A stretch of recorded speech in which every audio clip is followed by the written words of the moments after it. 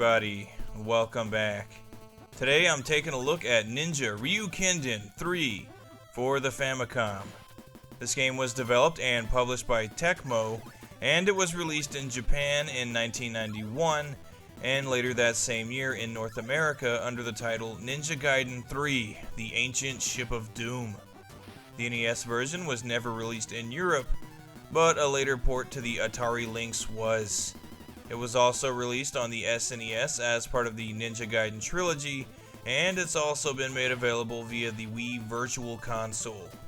In comparing the Famicom and NES versions, I find the Famicom version to definitely be the superior of the two.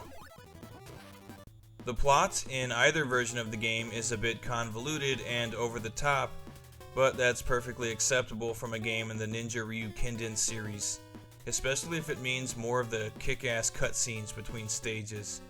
As the game opens, it appears that Ryu kills his love interest, Irene, but since this game takes place before the second game, which also featured Irene, it's not really a big surprise when she shows up later in the game, wielding a machine gun. As you progress through the game, you learn that Foster, the CIA operative from the first installment, has been creating mutated superhumans, using energy from an interdimensional rift that was created after Jakio was killed, also in the first game. As things play out, it's revealed that another villain was pulling all the strings. There's an interdimensional warship, a plot to wipe out the human race, and so on and so forth. Honestly, this is quite the ambitious story for an 8-bit game, and I actually find it to be quite entertaining, if a bit campy at times.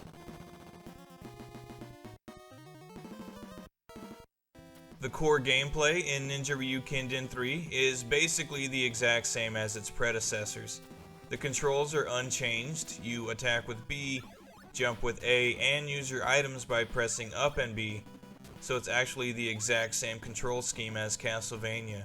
And this game controls just as smoothly, and it's just as responsive as the first two.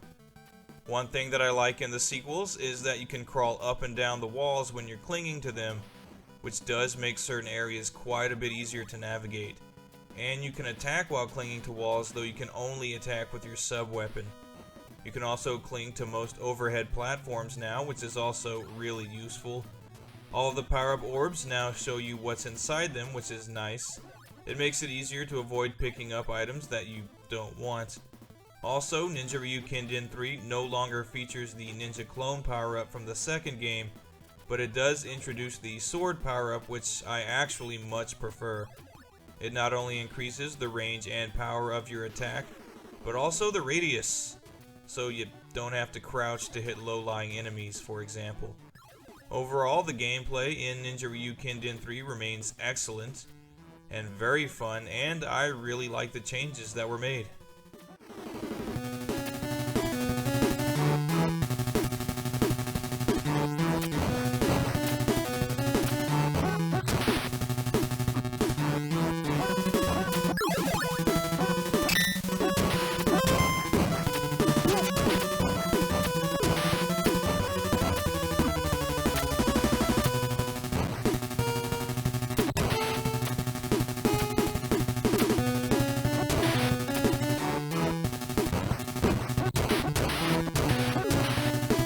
The differences that I spoke of between the Famicom and NES versions of this game all center around the game's difficulty, which is usually people's chief complaint about the NES version.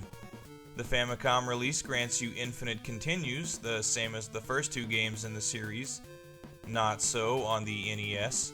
Also, the Famicom version features a password system that was removed from the NES version, and the enemies were even made a bit stronger on the NES. Ninja Ryukenden 3 is definitely much more forgiving than its American counterpart. I actually find it to be the easiest in the series, but that's not to say that it's not challenging, because it is. The challenge just seems a bit more fair in this one, and because of that, I prefer it over the NES port. This is also probably the best looking game in the series, which stands to reason. It's a late release, and by 1991, developers had the Famicom pretty much tapped as far as graphics go. The stages look great with lots of cool little details, and what even looks like multiple scrolling layers at times. Ryu even has a little more detail to him, i.e., his scarf has a flapping animation. All of the enemies and bosses look cool as well, and the cutscenes look better than ever, and there are plenty of them. The sound design is also really great. The music is not only good, but the sound quality is amazing too.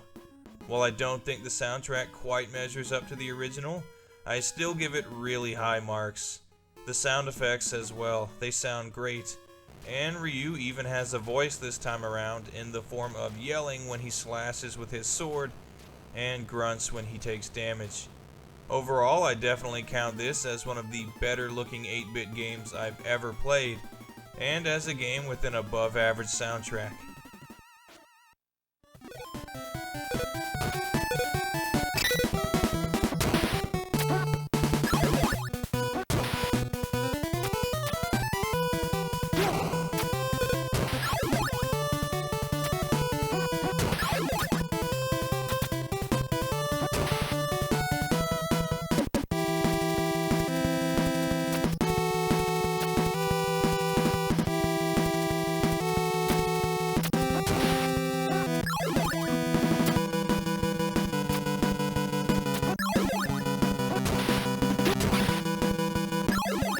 So I really love this game, and the entire 8-bit trilogy for that matter, regardless of which console I'm playing them on.